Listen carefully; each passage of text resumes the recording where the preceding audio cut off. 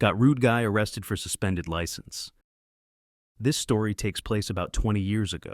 In the mid-2000s, my friends and I would frequent a small billiards place in a neighboring town, where you could rent a table by the hour or play per game. We'd play a few games, watch whatever sports were on TV, and have casual conversations.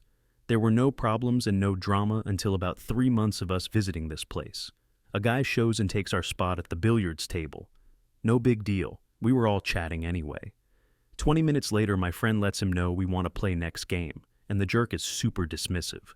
Needless to say, we didn't get in during the next game, so I politely let him know we wanted to play next. Another lady chimed in. She wanted the game after us. The guy blatantly ignored me and the other woman. Some more time going by and the guy leaves the table. We see our chance to get in. We put the quarters in and the balls are dispensed, except the green's a 6 ball. The guy took it to the bathroom with him. At this point, it was ridiculous, and we notified the manager. The manager noted it was 12:30, and they were going to be calling last call and closing, so he didn't want to make a scene by kicking him out. He gets us another ball so we can play. The guy comes out of the bathroom and knows we realize what he did. He smirks and proceeds to the patio to have a cigarette, bringing along his beer and the green billiard ball. The guy comes back in and tossed the ball he was holding onto the table, hitting a few balls on the table and messing up our game. He goes up to the bar just in time for last call. One of the friends I was with suggested we follow him home and each call the highway patrol to report a suspected drunk driver. 3 of 4 of us agree.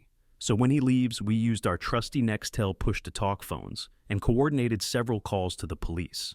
We provided details like license plate, vehicle make and model and color, and mentioned the car nearly hit another vehicle, was swerving between lines and driving erratically. This was under a 15-minute plan. We had no idea where the guy lived, but suspected it was close as he was visiting a neighborhood place, so our time was limited. The one guy who didn't notify the police tailed the jerk and called us giddy when a police officer pulled between him and the guy and turned in his lights to pull him over. The police blotter that week included an arrested of a guy who was pulled over after multiple calls of erratic driving. He wasn't arrested for DWI, but instead for driving on a suspended license.